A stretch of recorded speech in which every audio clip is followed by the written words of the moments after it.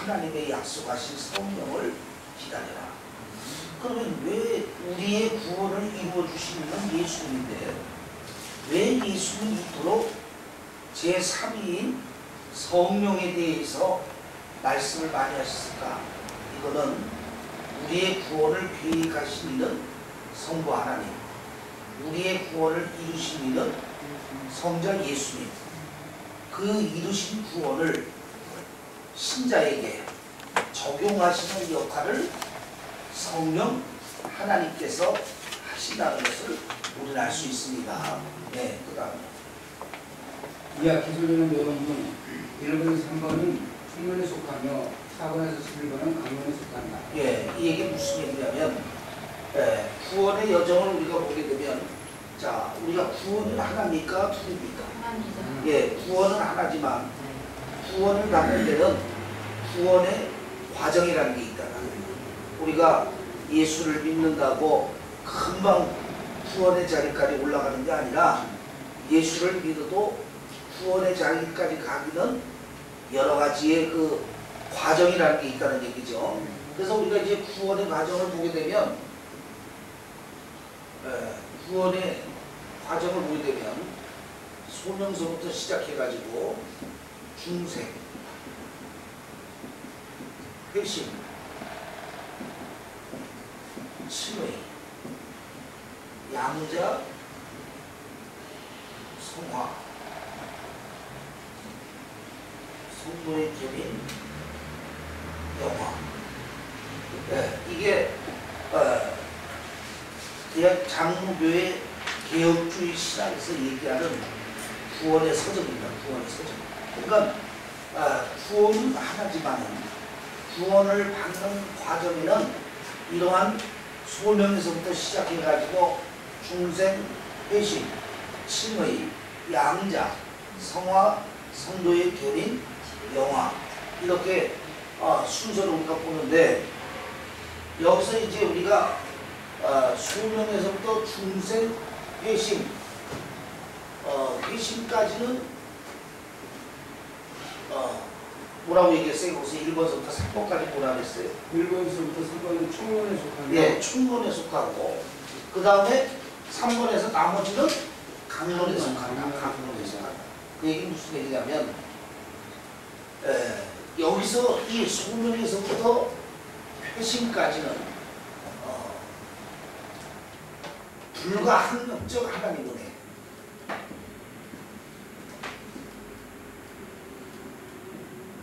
그러니까 소명에서부터 중생 회심까지는 불가항력적인 하나님의 은혜가 적용이 돼요. 그러니까 인간의 의지가 전혀 상관이 없어요. 그러니까 하나님의 소명에서부터 회심까지는 인간의 의지가 전혀 소용없다. 불가항력적인 하나님 은혜로 구원의 자리까지 가는데 이제 이 칭의서부터 이 성도의 견인까지는 신인연합. 뭐냐면 내 중심과 성령의 연합. 뭔 얘기인지 알겠죠? 그래서 이제 우리가 회심하는 데까지는 불가항력적인 하나님의 은혜, 인간의 의지가 필요가 없습니다. 그냥 오직 불가항력적인 하나님의 은혜에 의해서 구원의 자리를 가는 거예요. 그런데 중생 회심되고 나서 성화까지는 신인연합이다. 신인연합이 뭐냐면 내 중심과 성령의 연합으로 열매를 맺어가게 된다 이 말이죠. 그래서 이게 이제 저도 이제 나름대로 연구를 해봤습니다. 왜냐하면 우리 그 기독교를 보면은 양대 산맥이 칼빈주의하고 알미니안주의가 있잖아요. 그래서 그런데 이제 인간들은 주의라는 게 뭐냐면 자기가 신봉하는 사람을 쫓아서 칼빈주의자, 알미니안주의다 이렇게 나눠져 있잖아요. 근데 하나님은 칼빈주의도 아니고 하나님은 알미니안주의도 아닐 거란 말이에요. 인간이 칼빈주의, 알미니안주의를 나눠놨지 하나님이 칼빈주의, 인간주의를 만들지 않았을 거라 이 말이에요. 그래서 내가 나름대로 이 구원론을 저도 조직신학 교수로서 구원론을 연구하면서 보니까 칼빈주의와 알미니안주의가 하나요. 하나는 것을 사람들이 극단적으로 나눠버린 거예요.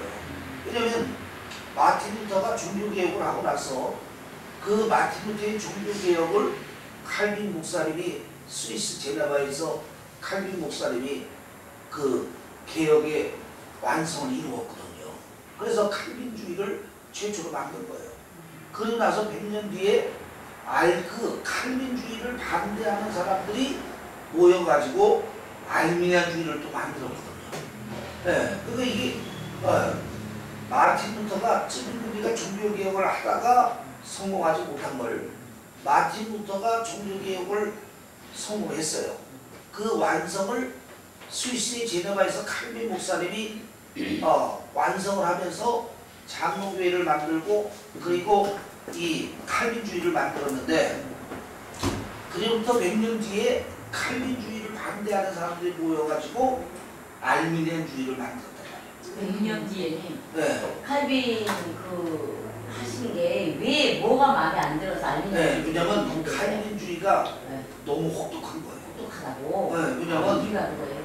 무조건 하나님의 주권에다가 주권을 두고 있으니까 인간은 무조건 하나님에게 그 따라가야 되는 입장이 되다 보니까 거기에들 이제 반발하는 사람들이 생겨가지고 100년 뒤에 알미니안주의를 만들어가지고 이제 알미니안주의가 퍼졌는데 그것이 영국으로 흘러가서 요한 웨슬리 신학이 되게 된 거예요. 네, 그래서 그렇게 된 거거든요. 그런데 이거는 인간들이 극단적으로 나가는 거예요. 구원론을 제가 연구해 보니까 소명에서부터 회심까지는 불가능적인 하나님의 은혜 강력주의. 심리서부터 성화까지는 알미니안주의, 신연합. 내 중심이 성령과 연합하여 열매를 맺는다. 네, 그러니까 결국은 둘이서 연합이 돼야만 구원론이 온전히 이루어지는 거예요. 네, 그래서 우리는 이러한 걸 볼 때 참 사람들이 극단적으로 나눠놓지 하나님은 그렇게 극단적으로 나눠놓는 분이 아니다.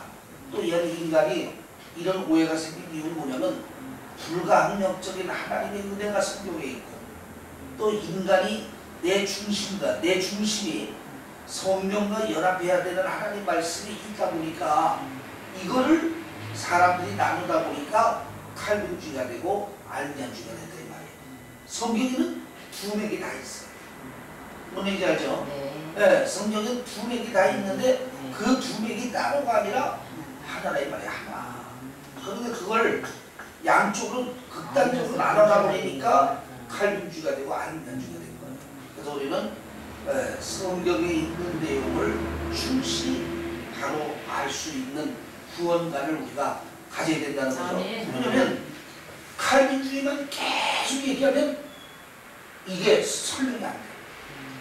무슨 얘기인지 알죠? 네. 칼빈주의만 계속 고집을 하고 얘기하면 이 성화라는 열매가 설명이 안 돼. 왜냐면 인간의 주권도 있잖아요. 우리가 구원받은 자녀가 우리가 무조건 하나님 뜻대로 쫓아갑니까? 내 중심과 성령이 연합해야 되지 내 중심이 딴 데 가면 성령도 역사하지 않잖아요. 그러니까 이게 설명이 안 돼. 근데 또 알미니안주의를 고집을 하게 되면 또 이게 설명이 안 돼. 인간의 의지로 구원을 받는다. 하나님이 날 구원해 주셨는데 거부할 수 있다. 이게 말이 안 되잖아요. 또 원죄를 부인하게 되면 성경이 설명이 안 돼요. 근데 이게 나눠진 게 아니란 말이에요.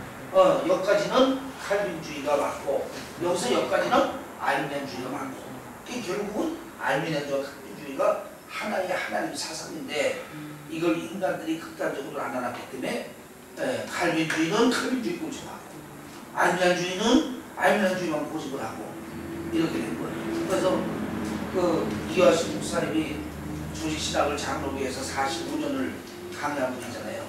그분도 나랑 얼마 전에 만나서 얘기하는데 그런 얘기 하더라.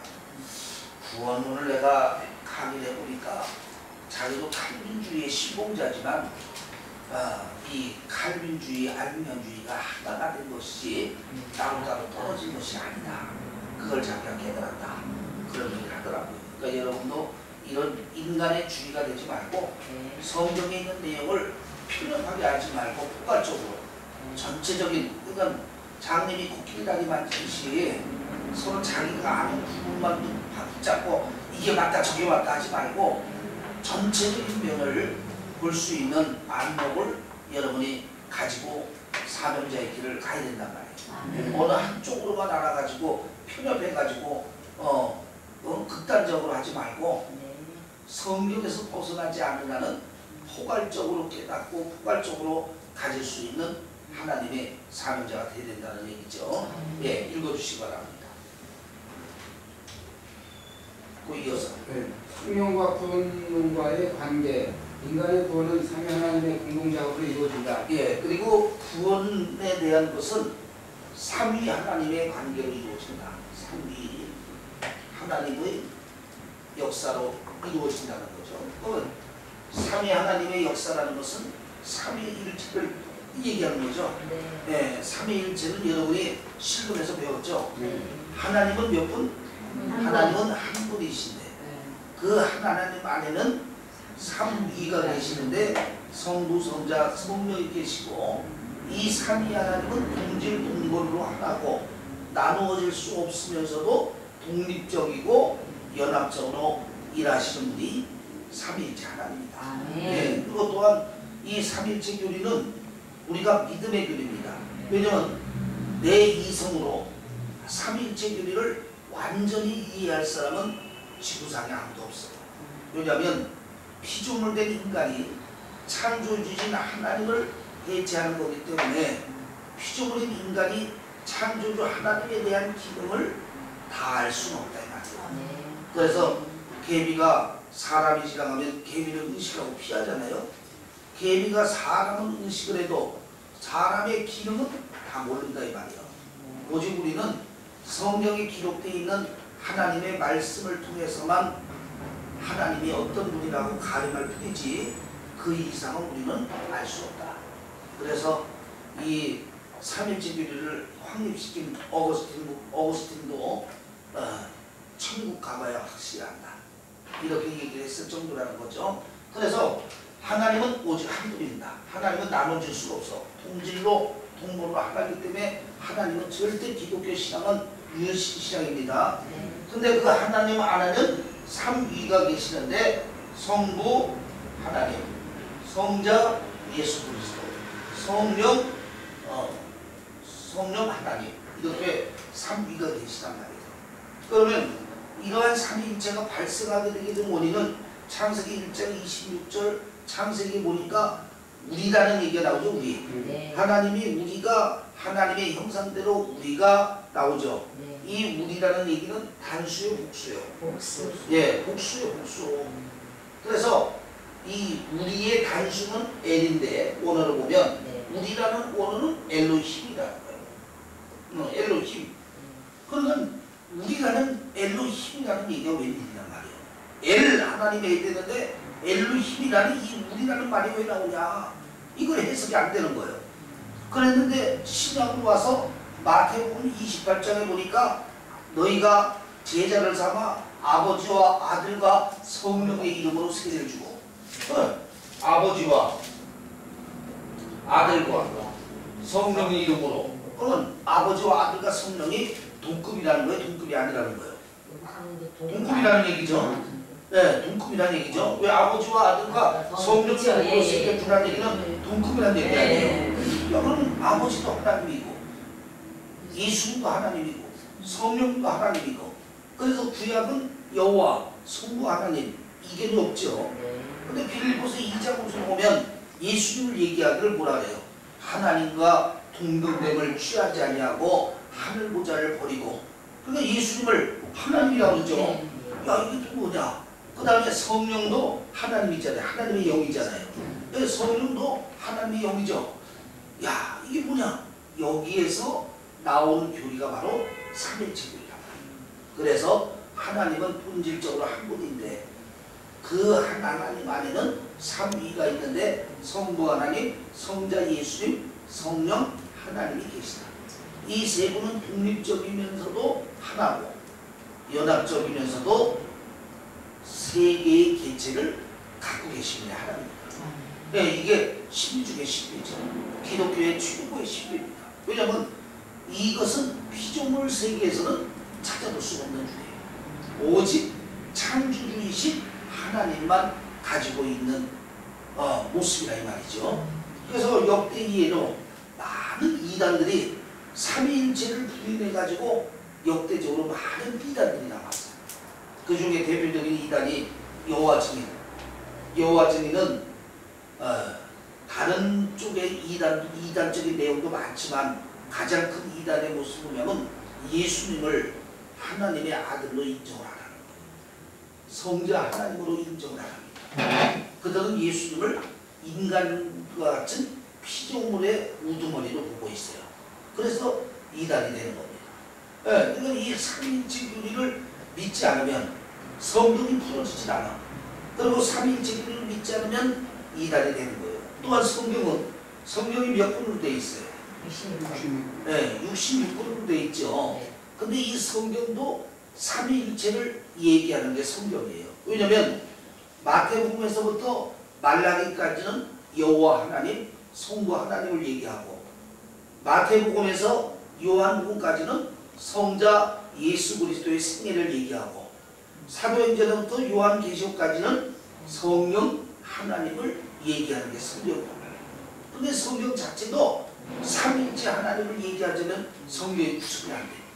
네, 성경도 다시 구별 그거요. 네, 다시 그러니까 성경도 네. 삼위일체 하나님을 얘기하자면 성경이 구성이 안 된단 말이에요. 마태복음 창세기에서 말라기까지는 여호와 하나님, 성부 하나님을 성경이 얘기하고 있고 네. 마태복음에서부터 요한복음까지는 성자 예수님의 생애를 말하고 있고 네. 사도행전에서 요한계시록까지는 성령 하나님에 대한 내용을 기술하고 있단 말이에요. 그러니까 성경 자체가 바로 이 삼일째 하나님의 역사라는 거죠. 그래서 우리의 구원도 그렇잖아요. 우리의 구원도 성부 하나님은 계획하셨잖아요. 계획. 네, 어디에 계획했어요? 제일 처음 하나님이 인간이 죄로 타락했을 때 하나님이 인간을 구원하기로 계획한 게 어디 있어요? 창세기 3장 15절. 네, 창세기 3장 15절. 예. 그리고 때가 되면 예수님이 말씀이 육신이 되어 예수님이 이 땅에 오셨어요? 안 오셨어요? 오시고 그 예수님이 십자가에서 우리 구원을 이루었어요? 안 이루었어요? 십자가에서 다 이루었다 했죠? 네. 예, 구원을 이루신 성자 예수님이 우리 구원을 이뤘단 말이에요. 그 다음에 우리 구원을 개개의 신자에게 적용하시는 일을 위해서 누가 성령 강림했어요? 성령이 강림했죠? 적용. 네. 그러니까 우리가 구원받은 것도 보면은 삼위일체 하나님의 역사예요. 성부 하나님의 계획, 성자 예수님의 적용, 아니 이루심, 그리고 성령 하나님의 적용. 네. 그래서 하나님 나라 가는 방법은 물과 성령으로 거듭나야만 천국 가죠. 네. 성령의 적용이 없이는 거듭남이 없이는 천국 갈 수 없단 말이에요. 아멘. 우리 구원을 이루신 이는 예수일지라도 그 이루신 구원을 적용하시는 성령 하나님이시다. 아멘. 네, 그 다음부터 읽어주시기 바랍니다. 성자의 구속 성취는 그러나 성부의 구원 계획은 신론에서 성자의 구속 성취는 기독론에서 다루었으며 구원론에서는 성령의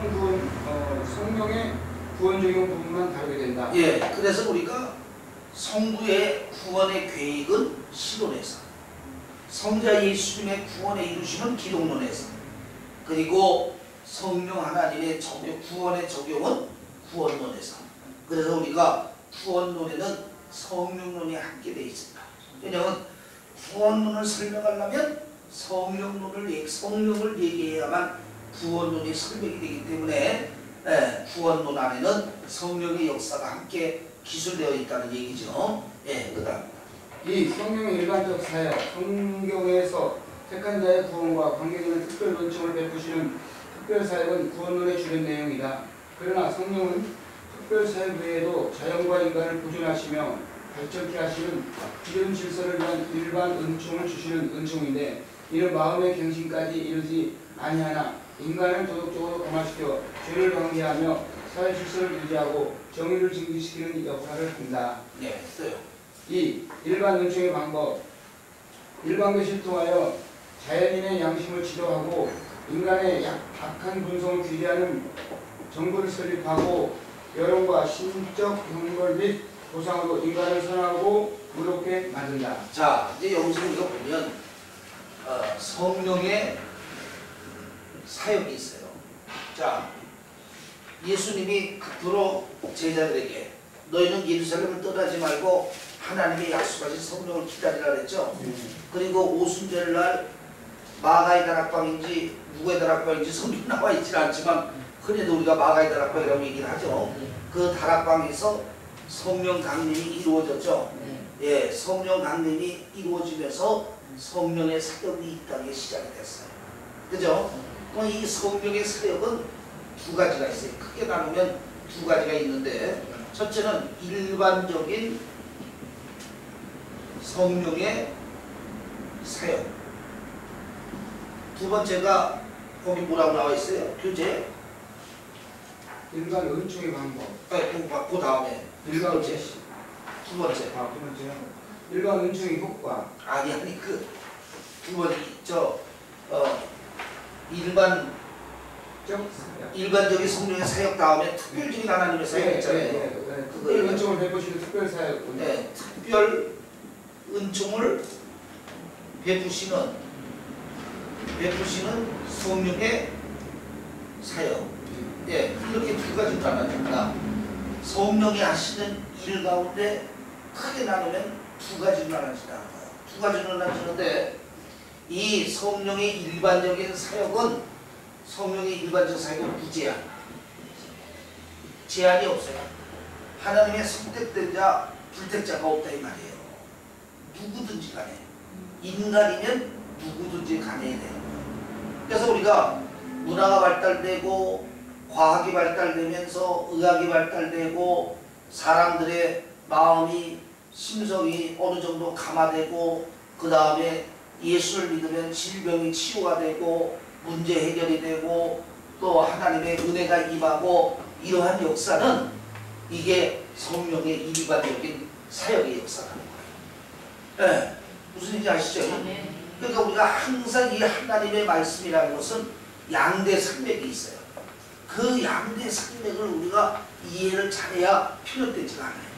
이게 뭐냐면 성령이 하시는 사역이 일반적인 성령의 사역이 있는데 이 일반적인 사역은 제한이 없어요. 선택된 자든 불택자든 구별이 없어. 인간이면 누구나 문화라든가 과학, 의학이 발달되고 또 예수를 믿게 되고 예수를 믿어서 교회를 나오게 되면은 질병도 치유가 되고 은혜도 임하고 또 하나님의 은혜도 임하고 이러한 역사는 일반적인 성령의 사역입니다. 성경에 그러한 일을 얘기하는 게 뭐냐면 자, 예수님이 이 땅에 오셨을 때 유대인들이 예수를 믿기는 믿었지만 구원의 자리까지 믿었어요? 못 믿었어요? 구원의 자리까지 못 믿었죠? 근데도 예수님 앞에 나오니까 질병은 치유가 되고 귀신은 쫓겨나가고 예수님의 은혜가 임했어요? 안 임했어요? 임했다 이 말이에요. 이거 우리가 잘 성경을 여러분들이 자세히 봐야 돼요. 주여 주여 하는 자가 천국 가는 게 아니라 내 아버지 뜻대로 천국 가는 자가 천국 간다는 얘기가 그거예요. 성경 찬송만 들고 교회만 들락날락한다고 해서 구원받은 거 아니에요 여러분. 구원받으면 구원받은 증거가 있어야 돼. 구원받은 증거. 그냥 말로만 주여 주여 한다고 다 구원이 아니요. 그러니까 성경을 보란 말이요. 유대인들이 예수를 믿고 구원받았냐고. 구원 못 받았지만 그러나 수많은 사람들이 예수 앞에 나왔을 때 질병도 치유가 되고 귀신도 쫓겨나가고 주님의 은혜도 임하고 5,000명 500여의 기적도 나타났잖아요. 에? 이게 일반적인 성령의 은총이란 말이에요. 하나님이 모든 인간에게 하나님의 은총을 내려주시는 차별이 없으신 하나님의 일반 은총이야. 그러니까 우리가 하나님의 선택되지 않은 사람도 교회 나와서 예수 믿으면 질병이 치유되고 암병이 치유되고 20억 부도 문제가 해결되고 주님의 은혜가 임할 수 있다니까. 그러나 그것은 성령의 일반적인 사역이야. 그런 은혜는 제한이 없이 이루어지는데 마음의 심령이 죽었던 심령, 죄와 허물로 죽었던 마음의 심령이 다시 거듭나서 살아나는 성령의 특별한 은총은 오직 하나님의 선택된 자들에게 선택된 자. 네. 무슨지 알죠? 네. 그래서 이 선택된 자에게만 성령의 거듭남의 하나님의 특별한 은총이 이루어지게 된단 말이에요. 그래서 예수님 얘기했잖아요. 야, 병이 낫는 것을 너희가 좋아하지 말고 귀신이 쫓김당하는 걸 좋아하지 말고 너희의 이름이 하나님 나라 생명책에 기록된 곳으로 너희가 기도하. 그리고 오늘날 많은 자녀들은 구원은 관심이 없어. 그냥 암병이 낫고 문제 해결되고 은혜만 기도하면 할렐루야, 그것이다 구원이다. 네? 그게 아니라 이 말이에요. 그것도 하나님의 성령의 일반 은총이지만 진정한 하나님의 특별 성령의 특별 사역은 죄와 허물로 죽었던 심령을 성령의 역사로 다시 살려서 거듭나서 구원의 자리에까지 가게 하는, 이것은 오직 하나님의 선택된 자들에게만 임합니다. 그래서 창세전에 너희가 태어나기 이전에 하나님의 기쁘신 뜻대로 예수 그리스도 안에서 거룩하게 하려고 선택하여 예정하셨다. 아멘? 네. 그리고 이게 우리가 이 말씀의 그 양대 산맥을 잘 살펴봐야 돼. 하나님 말씀에는 두 가지 맥이 다 있기 때문에 어느 한쪽으로만 치우치게 되면 편협하게 됩니다. 하나님의 성령의 일반적인 은총이 있고 특별 은총이 있구나. 그 성령 하나님의 특별 은총이라는 것은 하나님의 선택된 자들만 하나님의 기쁘신 뜻대로 창세전에 그리스도 안에서 예정된 자들에게만 거듭남의 역사가 일어나고, 일반적인 은총은 하나님의 차별 없이 깨보든 곰보든 꼬보든 찌보든 째보든 누구든지 간에 인간의 형상을 입었으면 일반적으로 입혀주시는 하나님의 은혜란 말이에요. 그래서 우리는 이 구원의 은혜를 이렇게 소중하게 여기고 구원의 은혜를 값지게 여겨야 되는데, 오늘날 많은 하나님의 자녀들은 구원의 은혜는 잊어버리고 오직 질병 치유되고 오직 귀신 쫓겨나가고 오직 은사이만 오직 일반적인 성령의 은혜 받는 것을 이것이 구원인 줄 알고 이것을 신봉하고 다니고 있단 말이에요. 이게 중요한 게 아니에요.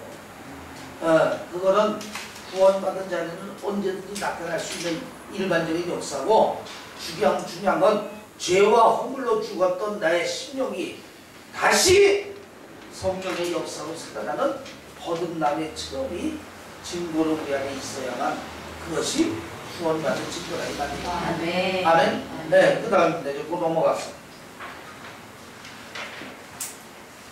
이 구원의 순서, 성령께서 각 개인에게 구원을 적용시키는 순서에 대하여는 여러 입장이 있다. 예, 여기 이제 보면 저 루터 바도 교회가 있고 카톨릭 교회도 있고 또 여러 가지 그 알미니아주의 교회도 있고 여러 가지 교회가 있죠. 그러나 우리는 성경에 있는 개혁주의적인 성경관에서 우리가 그 구원의 순서를 보자 이 말이죠. 그래서 그 구원의 순서는 아까도 얘기했지만 소명, 중생, 배신, 승의, 양자, 성화, 성도의 견인, 명화, 이렇게 우리가 볼 수 있다는 거죠. 여기서 소명에서부터 왜 이렇게 안 계시냐? 예, 소명에서부터 배신까지는 하나님의 불가항력적 은혜, 불가항력적 은혜. 그리고 여기서 성화까지는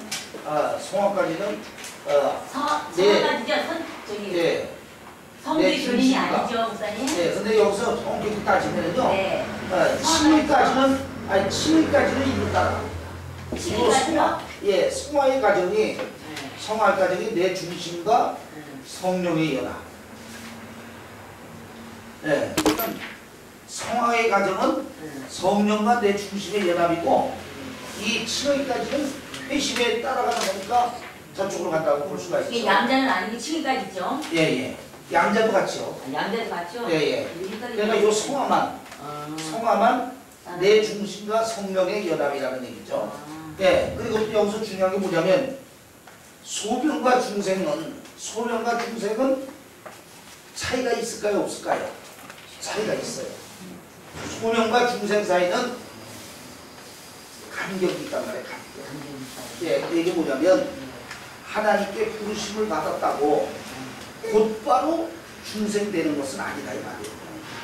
예, 어떤 양반은 빨리 중생되기도 하고 어떤 양반은 늦게 중생되기도 하고 그렇기 때문에 소명과 중생 사이는 간격이 있다. 자, 그 다음에 또 중요한 게 뭐냐면 이 중생에서 양자까지는 순간적으로 이루어집니다.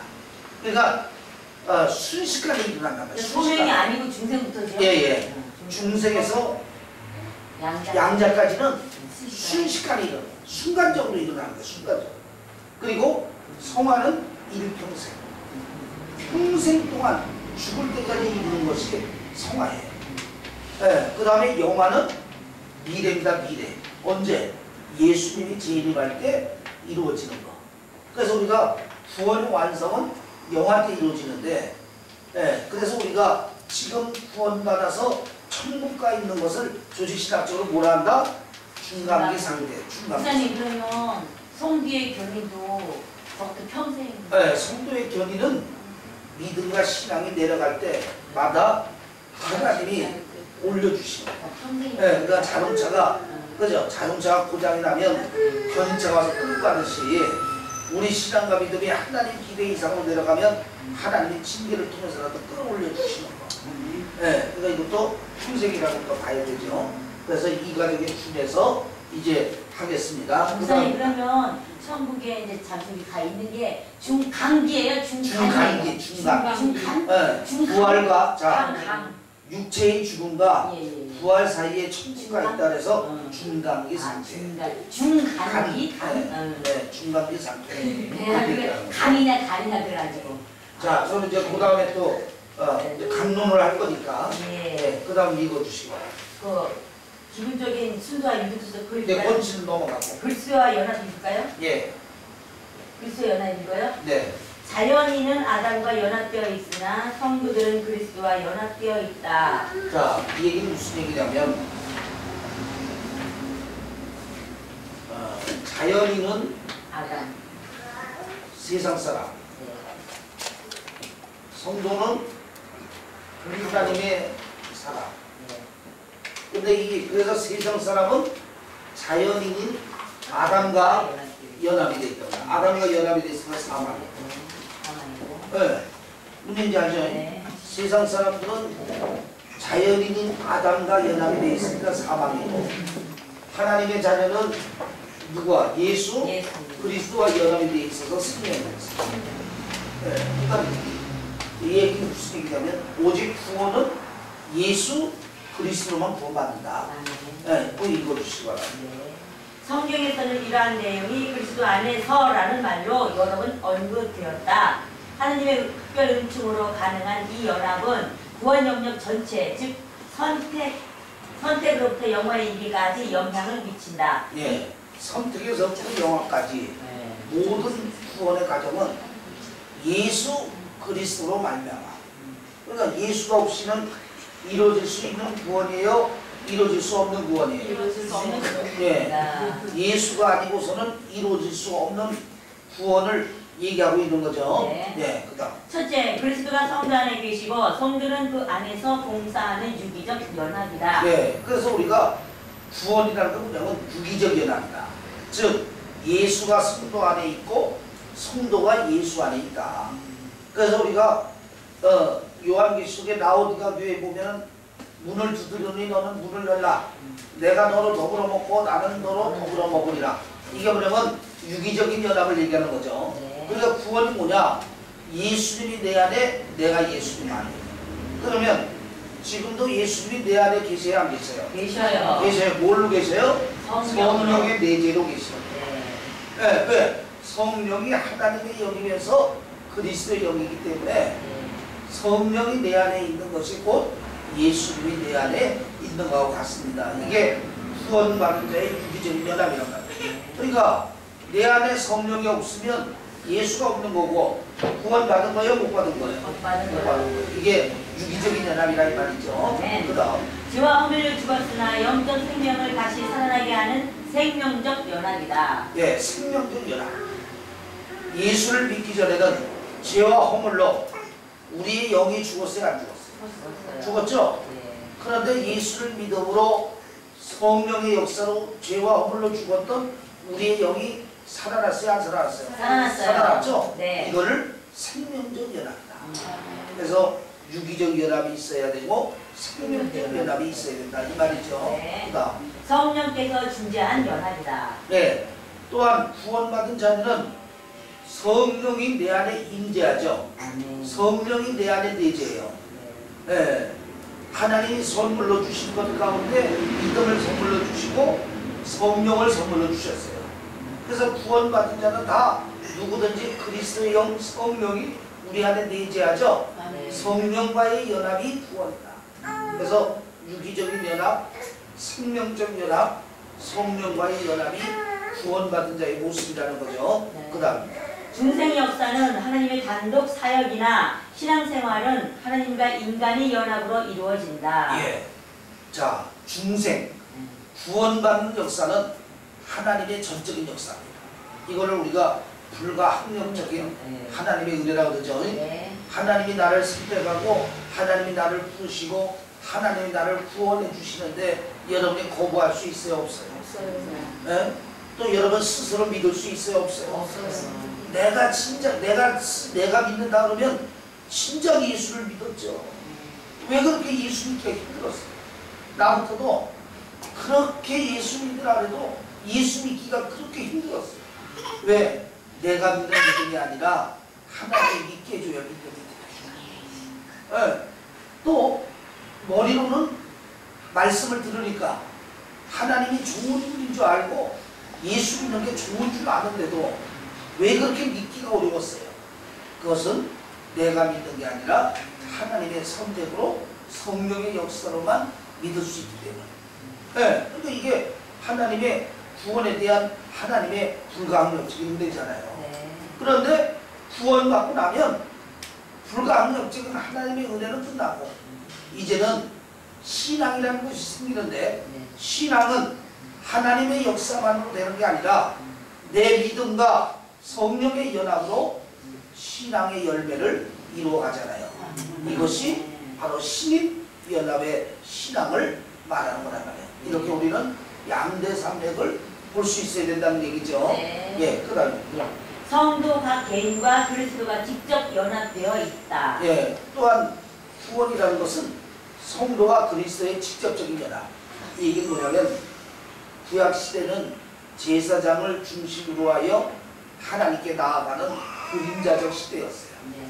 그래서 구약에는 이스라엘 백성들이 제사장을 통해서 성전에 제사를 드리고 하나님께 나아갔잖아요. 그런데 예수님이 십자가에 죽으심으로 예루살렘 성전의 휘장이 절반으로 갈라졌습니다. 이 휘장은 장정 수십 명이 매달려도 갈리지 않는 휘장인데 그 휘장이 갈렸어요. 이거는 이제 구약의 제사장 중심, 레위 지파의 제사장 중심의 그림자 예배는 빼앗.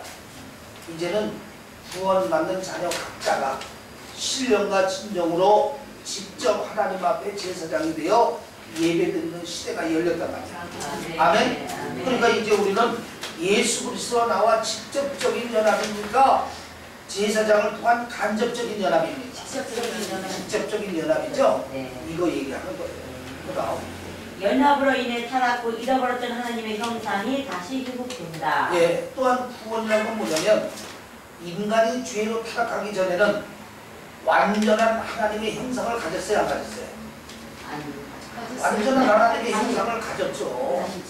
네, 인간이 죄로 인하여 타락하기 전에는 네, 완전히 하나님의 주신 형상을 가졌냐 안 가졌냐? 가졌죠. 가졌죠. 왜? 네, 아이덴 동산에서 있었던 아담과 하와는 네, 무죄함을 가지고 살았습니다. 네. 그런데 죄로 인하여 인간이 하나님의 형상을 잃어버리고 사람의 형상이 됐잖아요. 그래서 아담과 하와가 지음받을 때는 하나님의 형상대로 지음받았는데 아담과 하와가 가인을 낳았을 때는 성경에 보니까 사람의 형상대로 가인을 낳고, 이게 뭐냐면 죄로 인하여 인간이 하나님의 형상을 잃어버린 거예요. 그러니까 우리가 예수를 믿고 구원받으면 누구의 형상을 회복해야 돼요? 잃어버린 하나님의 형상을 회복해 가잖아요. 네, 이게 구원의 연합이라는 말이에요. 그래서 우리는 날마다 우리는 누구의 형상을 회복해 가요? 하나님의 형상을 회복해 가는 자녀가 되어야 된다. 아멘. 이것이 우리의 구원의 과정이라는 거예요. 아멘. 네, 그 다음에 소명입니다. 자, 그래서 이제 오직 구원은 예수 그리스도의 연합을 통해서 우리가 구원받는 구원의 연합을 알았죠.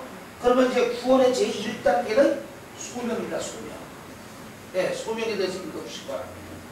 네, 소명. 그리스도의 속죄사역으로 준비된 구원을 믿음으로 소유하라는 하나님의 수칙입니다.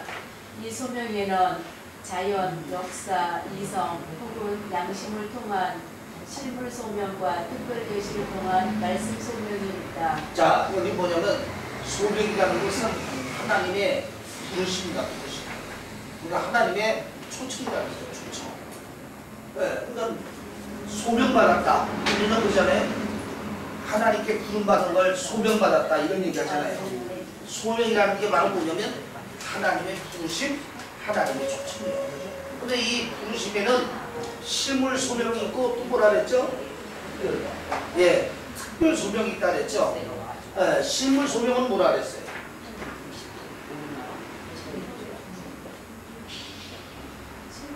자연, 역사, 예, 이성, 예, 자연, 역사, 이성을 통해서 하나님의 부름을 받는 거예요. 그러니까 이 실물 이성 가지고는 구원의 자리까지 가기가 힘들죠. 그 다음에 또 뭐라 그랬어요? 특별 소명은 뭐라 그랬어요? 계시를 통한 말씀. 예, 계시, 말씀을 통해서 하나님의 부름을 받는 것. 그러니까 저와 여러분은 실물 조명을 통해 하나님의 부름을 받았어요. 특별 소명을 통해 하나님의 부름을 받았어요. 예, 특별 소명, 말씀의 계시를 통해서 우리는 부름받은 하나님의 자녀입니다. 아멘. 네, 그래서 이 하나님께 부름받은 이 소명이라는 얘기는 하나님의 부르심을 받아 하나님의 초청을 받은 걸 얘기하는 거예요. 그런데 오늘날 보면 이 소명은 아직 구원받은 자녀가 아닙니다. 그런데 오늘날 우리가 복음을 들고 나가서 전했더니 그 말씀을 듣고 10명 중에 5명이 교회를 나왔다. 그러면 우리는 흔히들 할렐루야! 구원받음을 감사합니다. 구원받음을 축하드립니다. 하나님의 자녀 됐음을 감사합니다. 이렇게들 얘기한다. 이게 잘못됐다 이 말이에요. 그래서 우리가 조직신학을 하고 구원론을 바로 알아야 되는 게, 내가 복음을 들고 나가서 전도해가지고 그 사람이 교회 나온 것은 소명이란 말이에요. 소명. 소명은 하나님의 부르심, 하나님의 초청만을 받은 거지 아직 중생의 역사가 일어나지 않았기 때문에 믿음이 없단 말이에요. 믿음이 없단 말이에요. 그러니까 전도 받아가지고 교회 처음 나온 사람들이 믿음이 있어요, 없어요? 없어요. 없잖아요. 그러니까 전도하는 것도 힘들지만 교회 나온 새신자 믿음 들어가게 하는 일은 더 힘들어요. 왜냐하면 믿음에 들어가려면 중생해야 되는데 중생이 안 돼 있는 상태는 인간적인 모습 그대로 있는 상태란 말이에요. 네, 뭔 얘기인지 알죠? 네. 근데 우리는 흔히들 그걸 가지고 구원이라고 한단 말이에요. 그래가지고 복음 전해가지고 전도받아서 교회가 나온 할렐루야 하나님의 자녀 된 걸 축하합니다. 주의성수 잘하시고 기억 예배 잘 나오고 찬야 예배 나오고 교회 모임에 나오고 11조 생활 하시고 감사헌금 생활하시고 뭐 하시고, 아니 그러니 이 사람이 하나님의 부르심을 받아 초청을 받아가지고 교회는 나왔지만 아직 중생이 안 됐으니까 믿음이 없잖아요. 믿음이 없는 상태에서 시계에다 침을 잔뜩 쥐어주는 거야. 신앙의 침을. 주의 성수해라, 예배 잘 드려라, 기도 잘해라, 봉사 잘해라, 11조 생활해라, 감사헌금해라, 뭐해라. 그러면 믿음이 없어. 초청만 받아 나온 사람이 믿음이 없는데 시계를 쥐고 일어나요? 못 일어나요? 빨려 죽고 말죠. 이런 사람들이 신앙의 회의를 하는 거예요. 이런 사람들이 이제 교회 나오다 안 나오면 전도해 보면 전도하기 더 힘들어요. 왜? 이거 목사님 나도 교회 가봐서 알아요. 나 예수 믿어봤어요. 예수 믿으니까 그 돈만 아끼다고. 그리고 예수 믿으면 그 시간이 내 개인 시간은 대체 언제 있는 거예요? 아주 교회 다니는 것들이 무슨 것들이고, 아주 교회는 기업이고, 이런 사람들이 다 그런 사람들이 그런 얘기 하는 거예요. 왜냐면 주의 종이 지혜롭지 못한 거예요. 복음을 듣고 전도돼서 교회 나온 것은 소명을 받아온 거예요. 하나님의 부르심과 초청만을 받아온 거지 아직 중생을 경험하지 않았기 때문에 믿음이 없어. 그래서 이렇게 믿음이 없는 사람에겐 신앙의 무거운 짐을 자꾸 지어주면 교회에서 이탈해버리고 말아. 그래서 믿음이 없는 자에게는 무거운 짐을 지어주지 말라고 했어요. 성경에도 그런 사람에게는 다른 거 없이 주의 성수만 얘기하면 돼. 네? 성도님, 하나님의 부르심을 받아 나왔으니까 다른 거는 다 생각하지 말고 주의 성수만, 네? 주의 성수에서 예배 드리는 일만 열심히 하세요. 이것만 강조하면 돼. 그럼 그 사람은 집이 가벼워. 그거는 뺐다 넣었다 한다 이 말이에요. 그러다가 하나님의 역사로 말씀 속에 성령의 중생이 생겨서 믿음이 생겨지고 나면 감사헌금 하지 말고 하고, 11조 하지 말고 하고, 수요일날 나오지 말고 나오고, 봉사하지 말고 봉사해요. 믿음이 생겨야 봉사도 하고, 믿음이 생겨야 예물도 드리지. 믿음이 없는 소명받아 온 상태를 그렇게 오인해서는 안 된단 말이에요. 그래서 예수님도 얘기했잖아요. 너희가 불가리다 교인 하나를 구하면 너희가 오히려 천국문을 막고 그도 못 들어가고 너희도 못 들어가게. 오늘날도 이 주의 종들이 지혜롭지 못해가지고 그냥 무조건 소명만 받아오면 하나님의 자녀됐다고 해서 막 신앙의 무거운 짐을 떠올려주니까 이 성도가 신앙을 지탱하지 못하고 이탈하게 되고 교회를 벗어나게 되는 원인이 된단 말이에요. 그래서 우리가 소명이라는 것은 하나님의 부르심을 받아 초청한 말입니다. 이 소명이 언제까지 갈는지는 누구만 아셔요? 하나님만 아십니다. 네, 어떤 양반은 하나님 앞에 부르심의 소명을 받자마자 거듭나는 성도도 있고, 어떤 양반은 2년, 3년 가서 거듭나는 성도도 있고, 어떤 양반은 10년, 20년 가서 거듭나는 성도도 여러분 있다 이 말이에요. 또한 하나님의 이 부르심의 소명은 구원이 아닌 것이, 왜냐하면 이 부르심에도 두 가지가 있어요. 거기에 보게 되면 외적 소명이 있고, 거기 외적 소명, 내적 소명 있죠. 네, 읽어주시기 바랍니다. 외적 소명과 내적 소명을.